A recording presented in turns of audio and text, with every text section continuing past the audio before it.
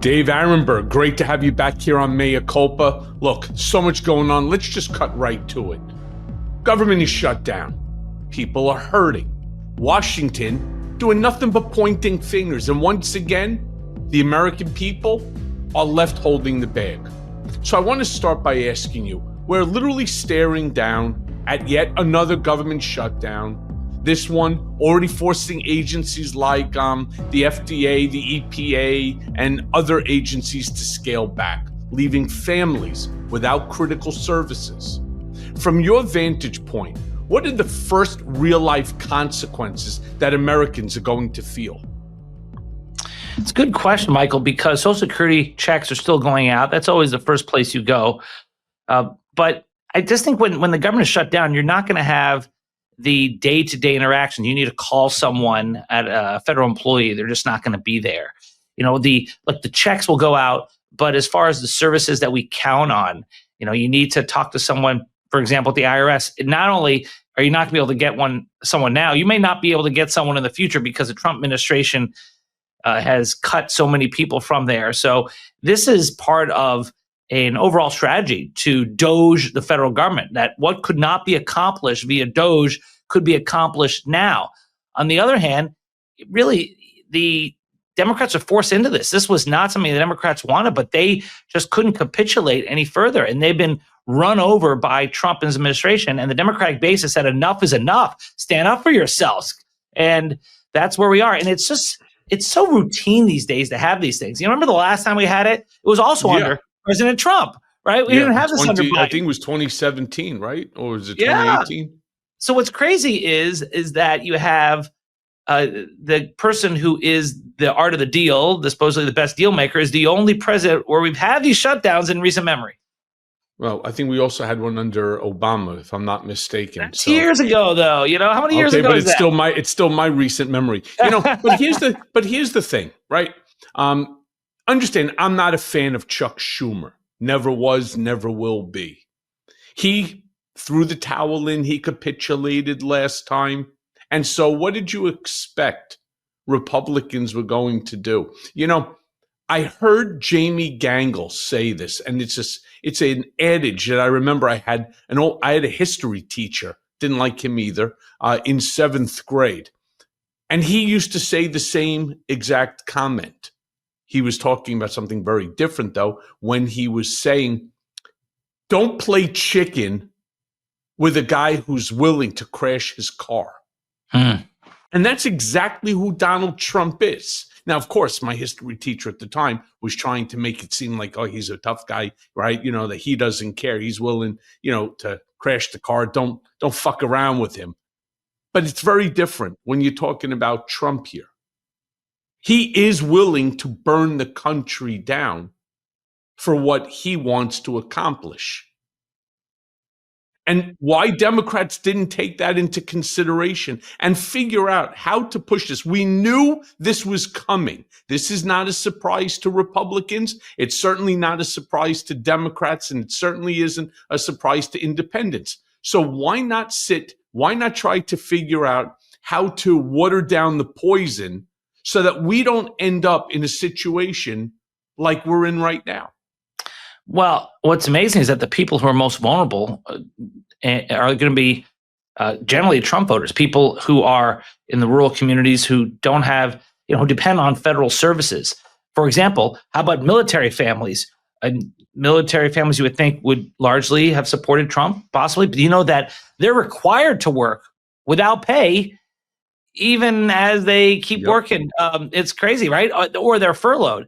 And many of these families live paycheck to paycheck. So this is really damaging for them. And then when it comes to other vulnerable populations, people who need federal benefits, that's the kind of thing that could run out. Low-income food assistance, Head Start programs, that could face some interruptions, some closure. I mean, it seems like the people who voted for Trump, his base, the ones who are going to be hurt the most. Well, I think everybody's going to get hurt. In fact, most.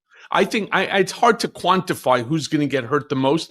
Everybody, Republican, Democrat, Independent. It's, the problem is shutdown doesn't ask you what's your political affiliation, because I'm hearing about millions potentially losing access, for example, to Medicaid reimbursements and SNAP benefits, all being frozen for these low-income families, the people who need government assistance the most. So the question I actually really want to ask you is, what kind of permanent damage does this do to the societal safety net that so many people rely upon? I don't think the shutdown is going to provide a permanent damage to the safety net. I think it's the Trump administration policies through DOGE that is a greater threat. It's the big, beautiful bill that cut billions of dollars from the Medicaid program. That's what you'll see lasting repercussions from. This is temporary. And I do think that they'll reach some agreement like they always do, and then things are back on. The fact you can just see that we're so used to this by now that the stock market originally took a dive, and now it's up again because it's like more of the same. Now, if this thing goes on, then things could change. But I think the lasting repercussions are not from this. It's from the big, beautiful bill. It's from the Trump tax cuts, which are not offset by spending cuts. And so now you have massive deficits, $3 trillion additional debt. Who's going to pay for that? It's our you know who's going to pay for it. The foreign countries and tariffs that are bringing in $17 trillion in the first 9. Why are you laughing? Do you not think that we have taken in $17 trillion, more than 50 some odd % of our entire annual GDP? Yeah, who pays for tariffs? It's not foreign governments, right? It's the importers, and they pass along to American consumers. So yeah. And by the way, the American government may have to pay back those importers depending on what happens at the Supreme Court. That's up in the air right now. So yeah, it's a mess. And I don't think the tariffs have been fully felt in our economy. There are certain signs out there that we could be heading towards a recession. I hope not. We'll see what happens. But it's a tough time right now, which is important for people to speak up and speak out. And I do sense, Michael, that at first when Trump took over, people were demoralized, but now I think things have changed. I think people now are emboldened. I think maybe Jimmy Kimmel is a sign of that. Yeah, maybe. You know who's also demoralized? Our farmers. I mean, get a load of this. So they now decide that they are going to bail out Venezuela. Right? For what reason? I don't even know how a conversation like that even transpired. I mean, I don't even understand. How did it start? How did it take place? We're bailing out Venezuela. Meanwhile, the first thing that they do is they then make a deal with China to sell China all the soy that America isn't selling to China, literally cutting out all of our farmers who now could basically take their billions of bushels of soy and stuff it up their ass because there is no marketplace. All that soy was already previously sold to China, who's now not buying it from the United States because Venezuela is now undercutting the market and selling it to them at a better price. I mean, if this isn't the stupidest deal, I mean, this is certainly not the way the book, The Art of the Deal, is supposed to go, right? Yeah, right. Oh, we're doing American farmers where we put tariffs on them, which means they lose sales, they lose income, and then we use tax dollars to reimburse them for the money lost. Make it make sense. I don't know. As long as that 17 trillion keeps coming in, we're going to be just fine, right? Right. Yeah.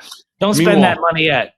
Yeah, that's for sure. So meanwhile, look, Republicans blame Democrats for refusing to cut programs. Democrats return and blame Republicans for political hostage taking. I mean, this shit's like a broken record. In reality, who's actually responsible for this mess? Most people I've seen polls blame President Trump. I do think that it's more on the administration. After all, who controls the White House? The Republicans. Who controls the Senate? The Republicans. Who controls the House? The Republicans. Who controls the Supreme Court? The conservatives. So it's hard to blame this on the Democrats. Okay. So then my question to you is, how then do the Republicans continue to put out this message that this is all the Democrats, it's all their fault, all they want to do is provide health coverage to illegal migrants, to the tune of like, I don't know, what did they say? 10 million plus people that the system can. And it's not like one makes this bullshit lie. It's every single one of them parrots the next one. And as Stalin used to say, repeat the lie as often as you can until the lie becomes the truth. Undocumented immigrants cannot receive Medicare or any federally funded Medicaid benefits. Period. The end. I mean, that's it. And so that's why this is a lie. This whole thing's a lie. The only time they could get it is that in cases of some emergency, they can get limited emergency services. We don't want people to die in our streets. But some states then use their own funds really to provide for that. So as far as federal spending on healthcare for undocumented migrants, that's already illegal. So this whole thing that Democrats are pushing to add funds for that, no, it's already illegal. You can't use funds for that. So, this is gamesmanship. And I do think that the public is tired of it. And a lot of people are tuning out because we've seen this movie before. Okay, so who's winning then the messaging war? We all know that everybody is going to bleed. Like I said when I was telling you about the adage, right? You don't play chicken with someone who's willing to crash the car. Trump, this administration, Republicans are willing to crash the car. Trump himself turned around and said, listen, I don't care, right? Yeah. People will figure it out. You can't figure it out when you don't have the ability to put food on the table. You're not going to have the ability within which to buy your medications. You're going to have to start rationing things like your insulin. Instead of taking it, let's say on a daily basis, you can only take half a dose. This is not right. This is not America. When Trump turns around and says that America is on fire, that we're the greatest country in the world, yeah, we are. And we have been through the Biden administration. We were still the greatest country under Trump's first administration. We were the greatest country under Obama. We're just the greatest country that's out there. And yet to do this to your population, to your citizens, to your own voters, to me, makes zero sense. I can't wrap my head around it. Well, until there's a political consequence for this, he's going to still favor the wealthy over the base who got him elected. And that's just reality. Look at all the tax cuts. Look where they're going. It ain't going to the MAGA base. It's going to the top 1%. That's who made money off the big, beautiful bill and the Trump tax cuts. So, until there's a political cost for it, he's going to continue to operate that way. And, that's just the nature of when you have disengaged individuals who are not paying close enough attention. What they do is if they're not paying attention to it, they'll just throw up their hands and say, oh, it's politics or it's the Democrats. When they know in their heart that it's their own team doing it, they say, well, both sides are bad. You ever debate with someone who they finally realize that their side has just screwed them. And they say, well, both sides are bad. It happens all the day with me. Happened to me this past weekend. Yeah, that's what they do. Yeah. Yeah, literally happened to me this past weekend. I was talking to him. The guy's a lawyer, and he's an incredibly successful real estate lawyer. They're all fucking corrupt. Okay. Now tell me something that I already don't know. Right. They're all fucking corrupt. See, that's lazy thinking, though, Michael, because no, they're not all corrupt. And when you say to hell on both sides, that means you haven't really done the research to know that, no, both sides are not equal on this. But it's just easier just to say, both sides. That means I don't have to do my research. I don't have to read the articles. I don't have to do anything. I'll just sit by and just stick to my current narrative in my brain. Yeah. So look, the old saying, the party in power always pays the price. Hence, of course, why we're going through all this gerrymandering chaos as well. But is this still true in Trump's America? Or has the blame game changed? Well, I think Trump has changed all the rules. And, you would never have thought that that someone could make fun of a war hero like John McCain and still get elected president as a Republican. You would think when you make fun of someone who served admirably and was captured as a POW, that's when you know that everything had changed. At that point, that would have been the death knell for any candidate, especially Republicans, with all the military support that Republicans have. But no, so he's changed the rules. He was able to win states that were part of the blue wall. And so things are changing all the time, which is why Democrats need to respond and evolve and know that, putting big money onto TV ads, mainstream TV and newspaper ads, not the way to get elected. You need to have the energy from, places like this, MeidasTouch Network.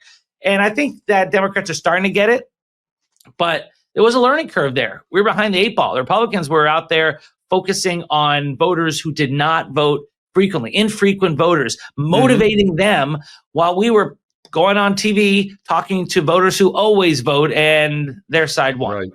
You're right. Meanwhile, let's do this. Let's strip away all the noise for a second. And I've been doing, obviously, as I always do, to prepare for Mea Culpa, which I can't believe it has now turned over 500 million downloads since we started. Wow. After stripping away all this bullshit, all the noise, 22 million Americans are going to see rising healthcare costs. I think I'm probably part of that 22 million. Economists say it's inflation, supply chain, energy, has nothing to do with migrants. So the question I really want to ask you, why are Republicans so hell-bent on pointing the finger at undocumented immigrants? It is easily disprovable. And why are we as Democrats not hammering this shit home?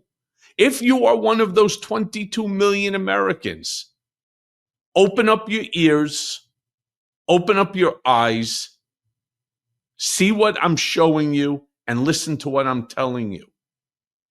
Why isn't this happening? Because it works for Republicans. It helped get Trump elected. He ran on closing the border, he ran on inflation, and he ran on crime. And he can't really talk about inflation much because the prices are still going up. Look at beef prices. So he wants to talk about the other two issues that he leans into, his bread and butter, migrants and crime. And he wants Democrats to fight him on that terrain, on his turf. He doesn't want to talk about Epstein. He doesn't want to talk about inflation anymore. He wants to talk about migrants. And if he can blame migrants, then that's his baby. That's his domain. That's his strength. Now, to turn that around, you focus on the unpopular raids on communities where it's your neighbor, it's your employees, it's your friends who are being rounded up, not criminals, but people who may have some immigration issues who otherwise are law-abiding citizens.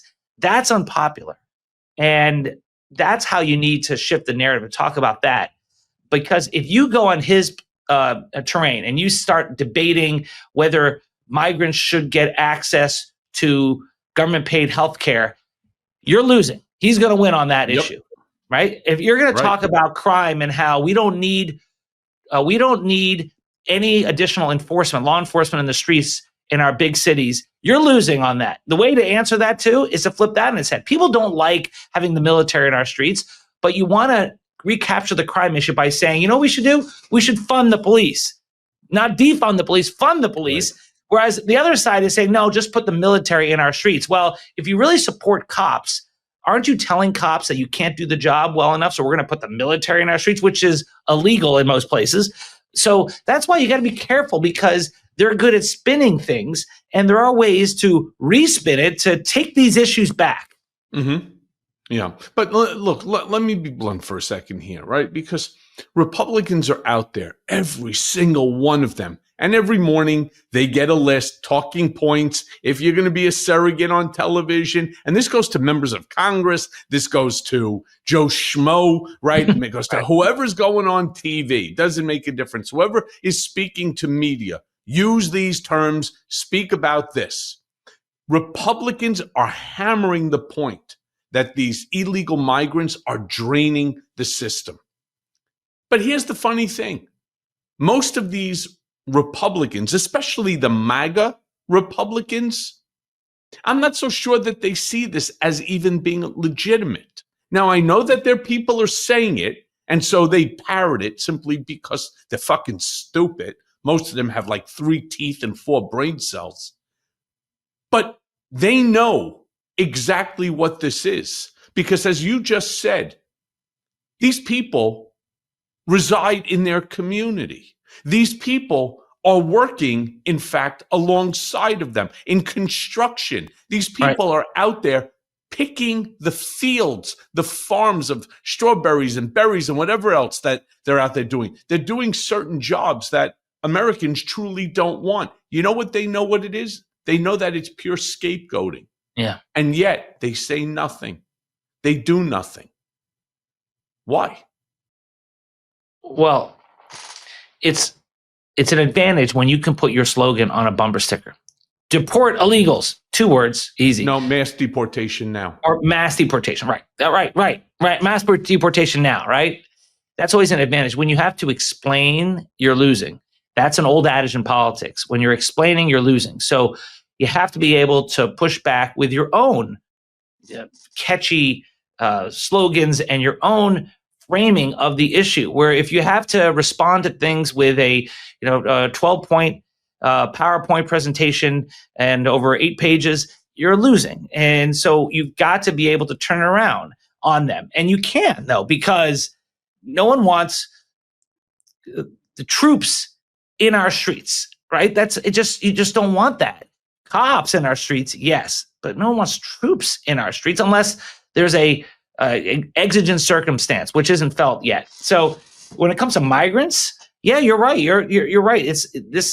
Crime is not fueled by the undocumented migrants, but there are those who commit crimes, and you have to be able to acknowledge it. And so we do need secure borders. We do need law and order, but at the same time, we don't want mass deportations of hardworking, tax-paying citizens here and non-citizens who are here. Who's going to do the jobs out there when you throw out all these undocumented immigrants who are doing jobs that many Americans don't want? And when you see inflation, you tie that to Trump's policies. When you see your fruits and vegetables go up, you tie that to Trump's policies. When tariffs raise the price of everything, you tie that to Trump's policies. There are ways to do it. And there are some very effective speakers out there who are doing it. Ruben Gallego is really good at it. You see people on TV who are good at this, and they win in swing states. So it's just a question of framing. I agree with you.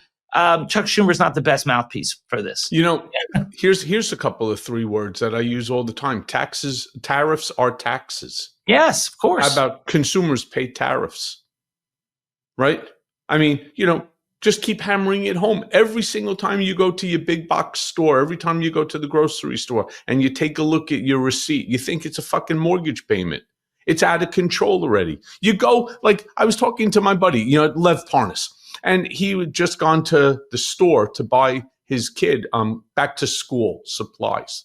Turn around and goes, I can't believe it. He goes, everything is like 30% more. Backpack wasn't $12, it was $22. Then you turn around, a little thermos with a little, a little box there, a little lunch pail.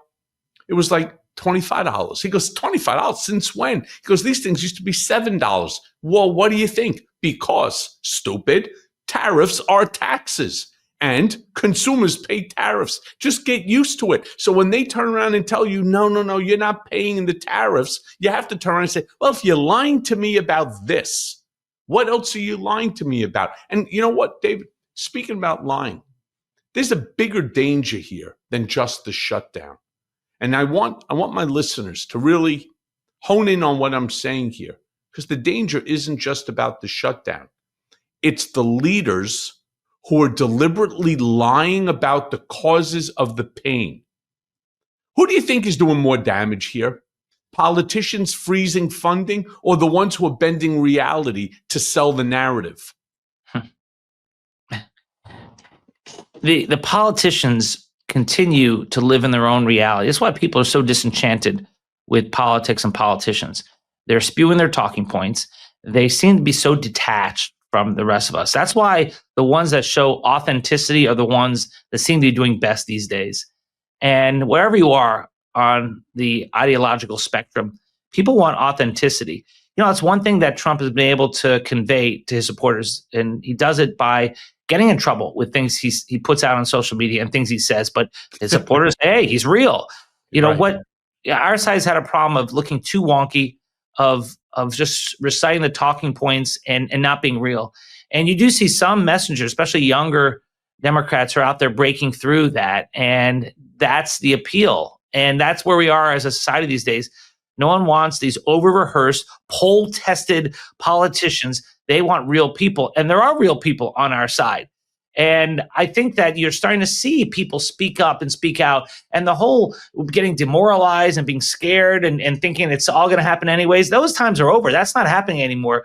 I think Democrats are energized, and I think this shutdown actually energizes Democrats more than Republicans.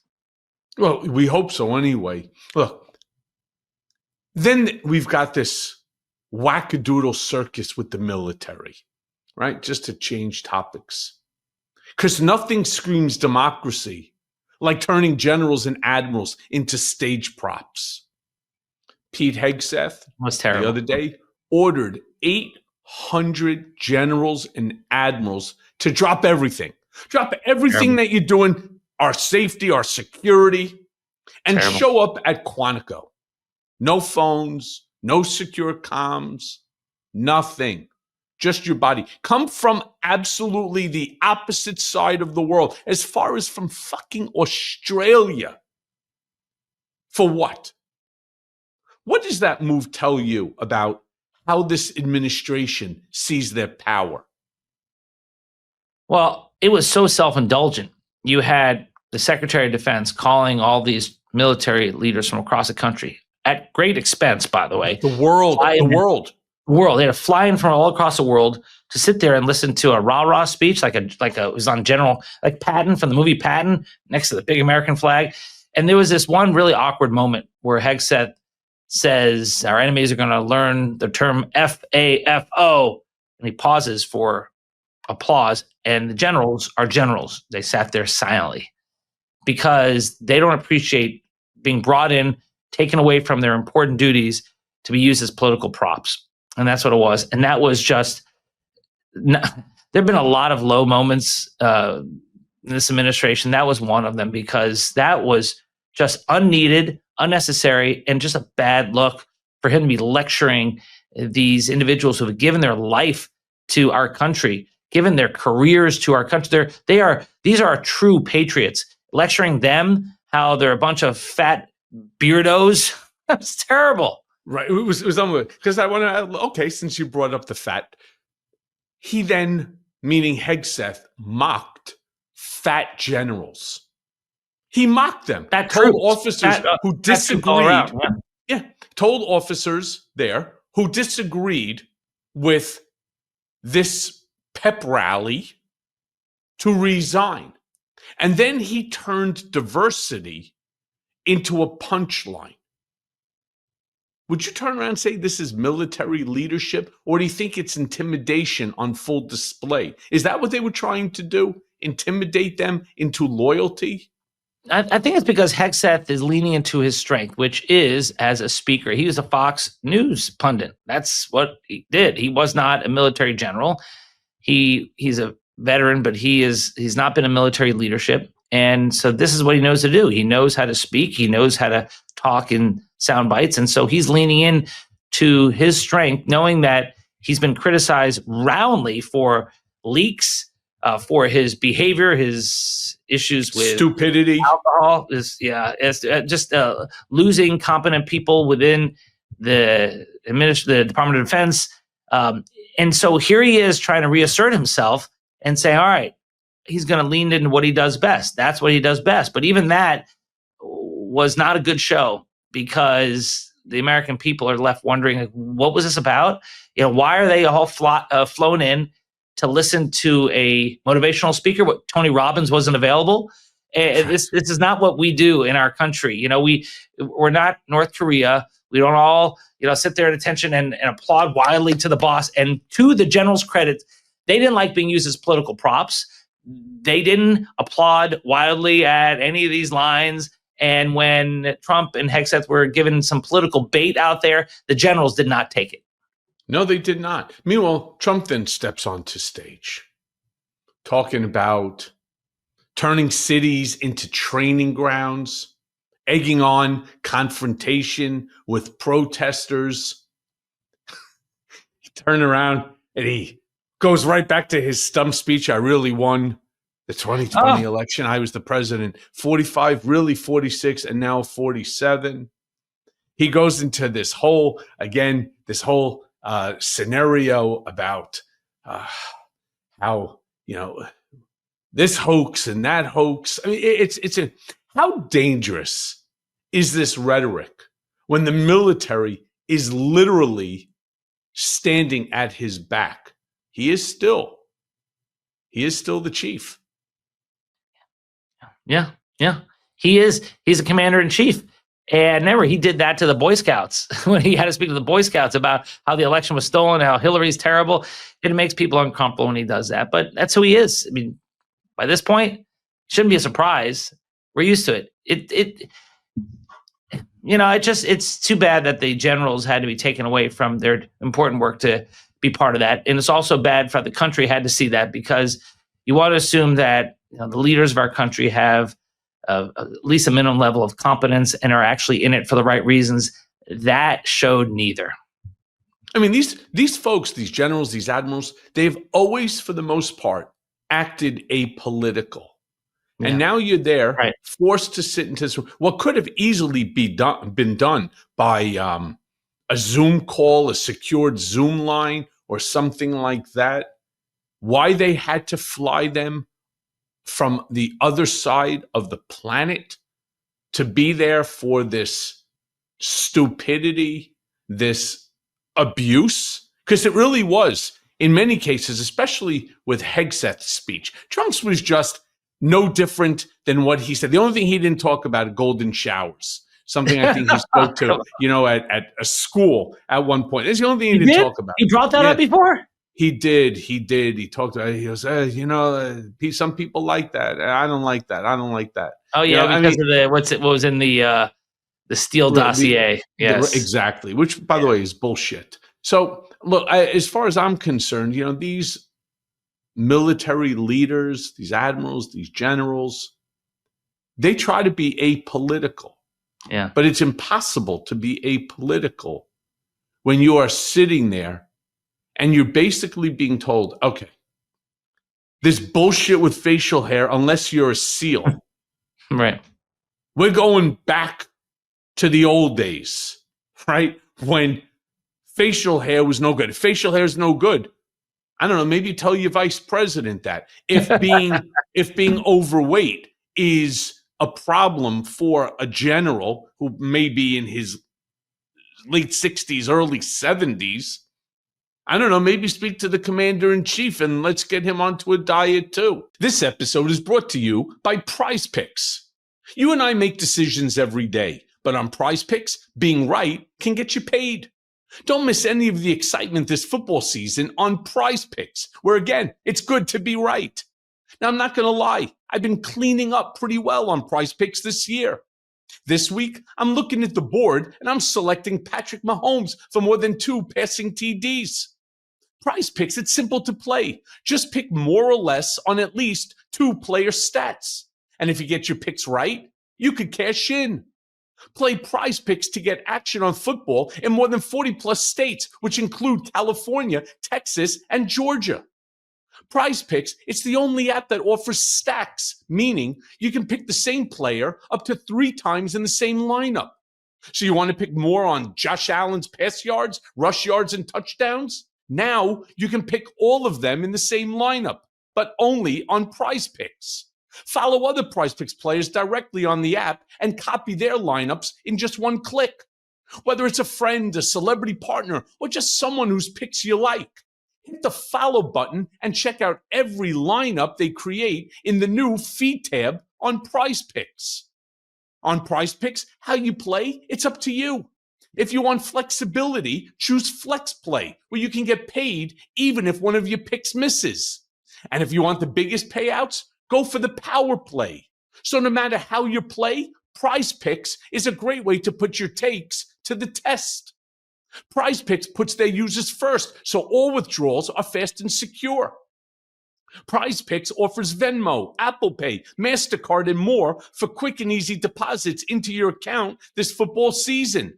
So go now and download the Prize Picks app today and use code Cohen, Cohen, to get $50 in lineups after you play your first $5 lineup.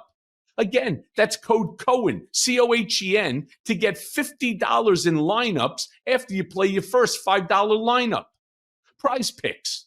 It's good to be right. When you tell that room of 800 people that you're going to need to pass certain basic physical fitness tests, man-only tests, right? There's really a lot going on here that almost appears more to me to be out with the old and we're going to bring in the new. Yeah. Younger groups of people who we could vet, who are going to do everything that we say, including if that means turning on civilians in cities, which of course is illegal based upon posse comitatus. Right, exactly. There are laws in place, and the guardrails are shaky. So far, some of them have kept up. The Supreme Court really hurt the country with that immunity ruling, giving the president largely immunity for things he does in office, and makes it really hard to even prosecute a president for doing unofficial acts because of the way they've limited the collection of evidence. It's so terrible. And Supreme Court has largely ruled for Trump. Sometimes they have pushed back. The other courts, lower courts, have been a guardrail. And as far as the legislative branch, well, they've abdicated their role entirely. And so we're living at a tough time, but that can all change in November of 2026. Yeah. So, the one question that was also on my mind, as I said before, you have these generals, you have these admirals, 800 of them traveling halfway around the world just to be a prop for television, for press conference, a pep rally, whatever you want to call it. Now they have to go back.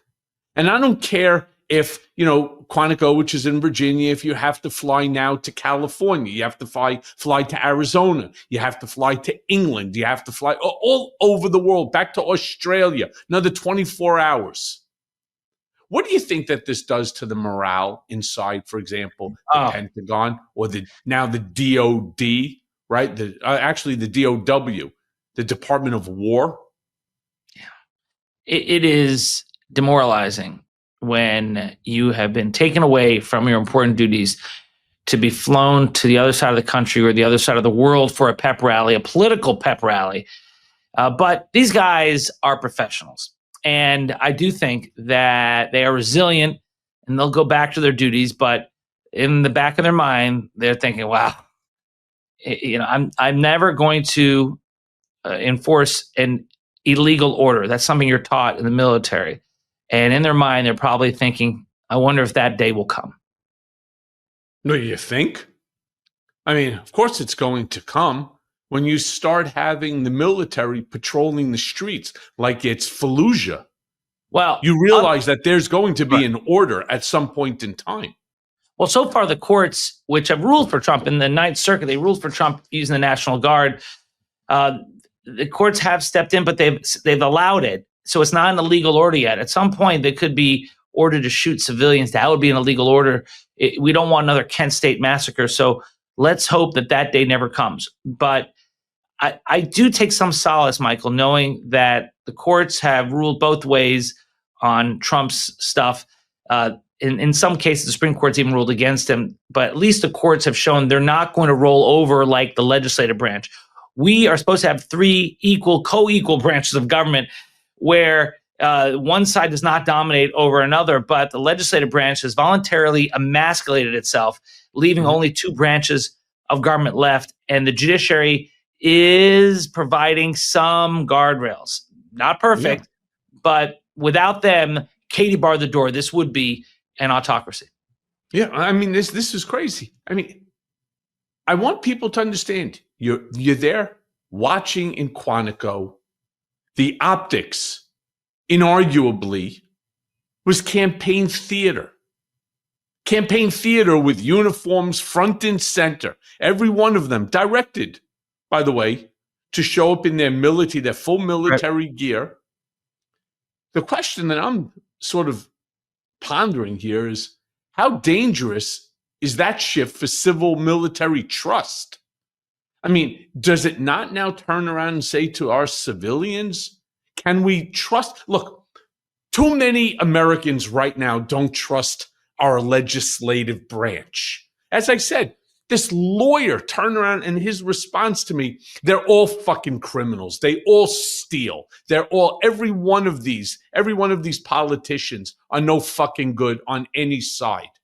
But we never thought about that from our military. The people that keep our country safe, that protect our democratic republic, that uphold the Constitution for us. What happens now when you break that? You break that trust. I don't think that the people have lost trust with the military yet, because the military, if you look at polls, is one of the last remaining institutions that people largely believe in. What is Trump? Trump's been very good about undermining our faith in our institutions.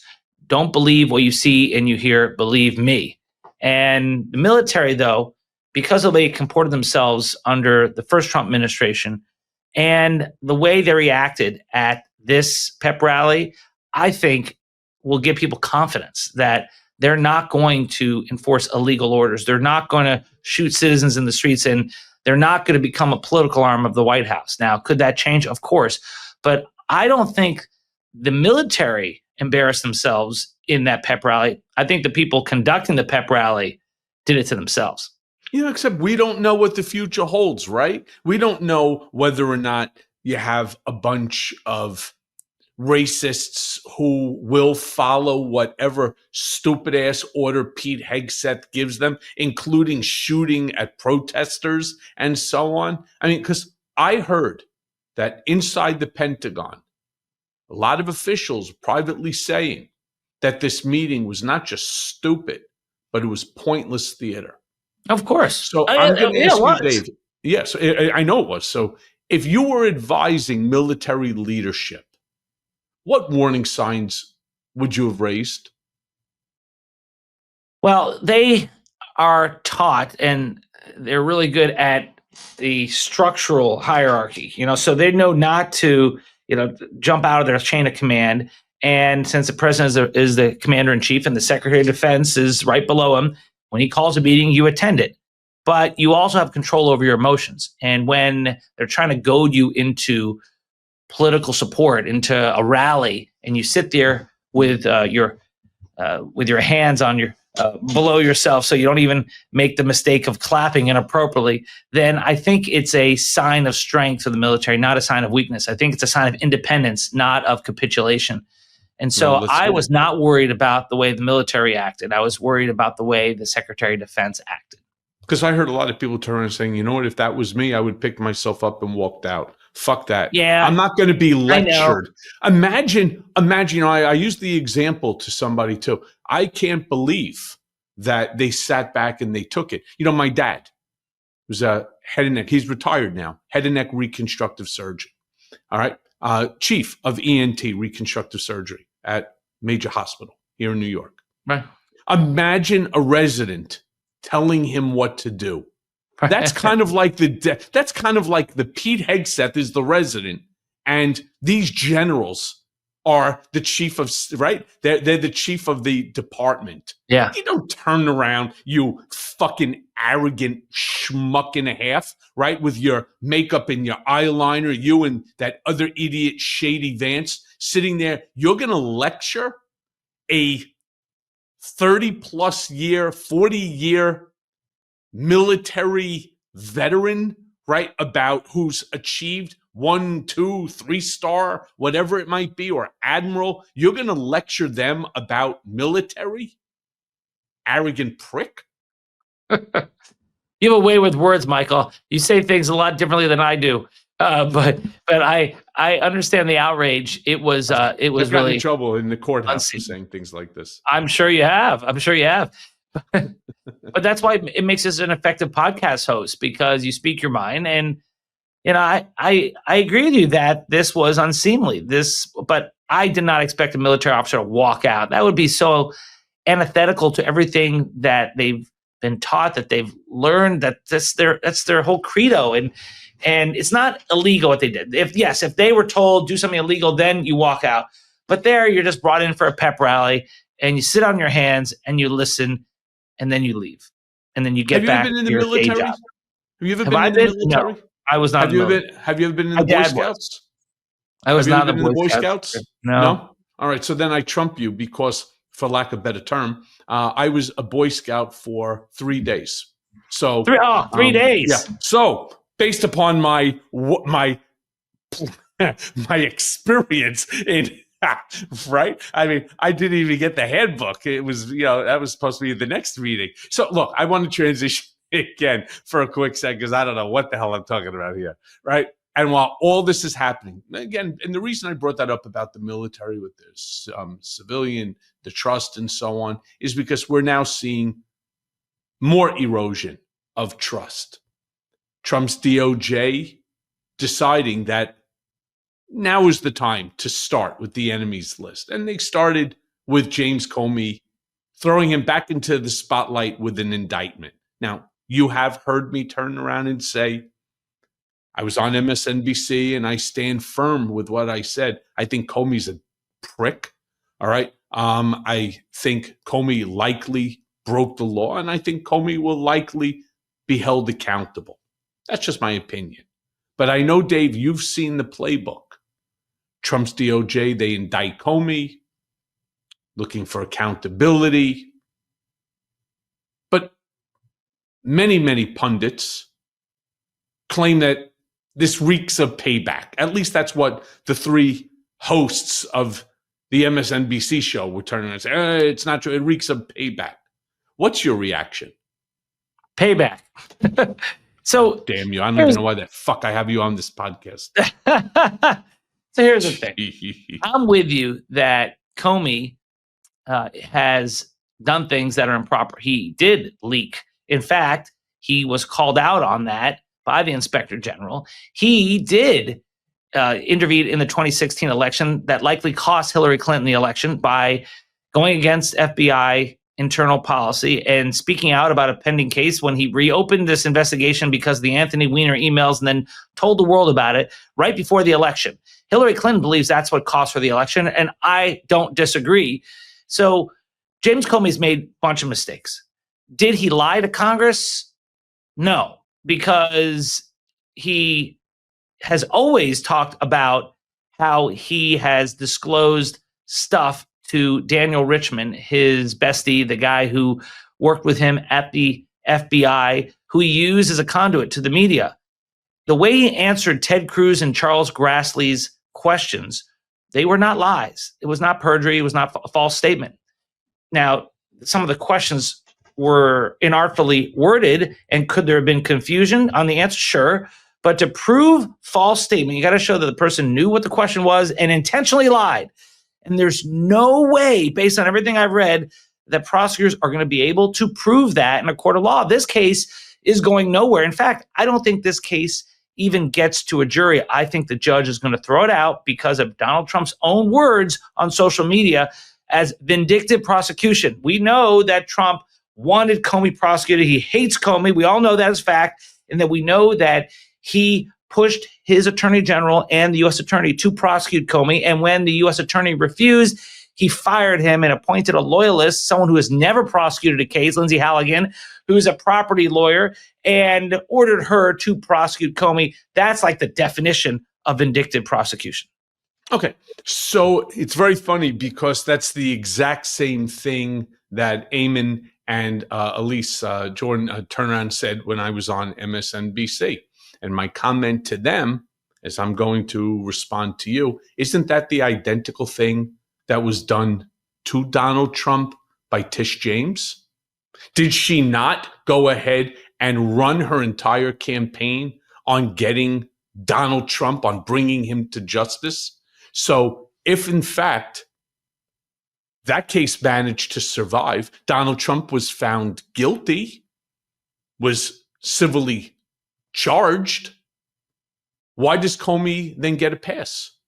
Well, Trump tried to get the charge dismissed as vindictive prosecution, but it's a high bar. The difference is this. First, it is true that Tish James did campaign on going after Donald Trump. That's a mistake. You should never do that when you're running to be a chief law enforcement officer. So that was a mistake.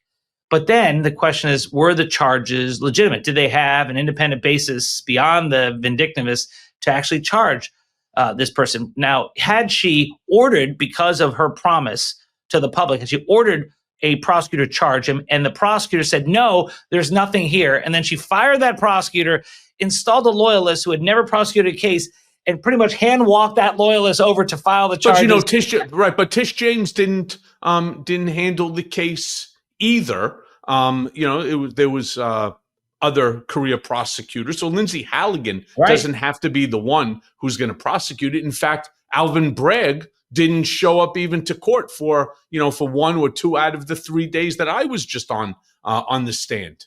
Well, Tish James and Alvin Bragg, they're the leaders. I was state attorney in Palm Beach County, and I did a couple cases myself, but rarely was I the prosecutor on the case. You have your assistant state attorneys to do the job. But when it came to this matter with Lindsay Halligan, she was the one who did it herself because the career prosecutors refused to. They knew that there was not enough evidence to prosecute this individual. And so they didn't. It was very telling that you didn't see this in the Tish James case or the Alvin Bragg case. It was very telling that Lindsay Halligan had to go into court herself and learn the ropes because none of her prosecutors wanted to do it. And that, to me, reeks of vindictive prosecution. So we'll see what happens. That's why I don't think this case is going to a jury. Yeah, I do. And I think he's going to be found guilty, too. So we'll make our usual wager. We're going to do our usual $1 wager. There you go. So let me ask you, doesn't this kind of prosecution then put every future official on notice? You cross Trump and you risk your career. You risk your reputation. You risk your finances. You may even be risking your freedom. There's an old adage, you can beat the rap, but you can't beat the ride. That's what scares people, is that even if the evidence is poor against you, like it is with Comey, even if the evidence is weak, you still have to hire a lawyer. You still have to go get processed. You still have to go through the whole criminal justice system. And that is dangerous. That's why it is. They broke the seal on this one. And the question is, does this now give them the freedom to do it to everyone else that they wanted to? Or will you see a Jimmy Kimmel style pushback, a revulsion about this that will slow them down? I actually think they're going to move next with John Bolton, because I do think they have an element of truth in that it's clearly targeted at John Bolton because they hate him. At the same time, if he did possess classified information, then that would be a crime. And so that's a little different. Here, the evidence is so weak. He did not lie. We can go through the questions. I don't want to get too far in the weeds, but he did not leak to a member of the FBI to get it out into the public regarding the Clinton investigation or the Trump investigation. He didn't do that. Did he leak? Yeah, he did. But he did not lie about it. He did not lie. Just remember something too. Charles Grafton, and that's the charge, lying. Yeah, but remember one thing too. They have access to every one of his documents, his communications, his emails, his texts. They got it all. Yeah, sure. Right? And all they need to do is to find the one that shows a difference in terms of what he said then and what he said someplace else. And I say that he's sunk. And that's our dollar bet. The FBI already had that, and they did a closeout memo in 2020 to say there's nothing here. We cannot charge him. So they already have that. Bill Barr had that and didn't charge. John Durham had that and didn't charge. So what makes Lindsay Halligan different?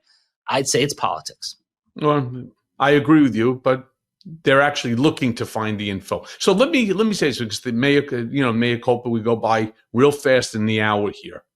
So I want to end with this. And Dave, when you connect the dots, Washington chaos, economic pain, shutdown, demonizing migrants, generals as campaign props, Comey in handcuffs. What's this doing to American democracy, and where does it all end up leading to? Well, it's undermining American democracy. It's hurting us clearly. I don't know where it leads. I don't know. I think a lot will happen. It's what happens in November of 2026, because this careening towards an end to democracy could stop if you see Democrats win control of the House. That could greatly weaken the Trump agenda and slow things down. I think that will matter a lot.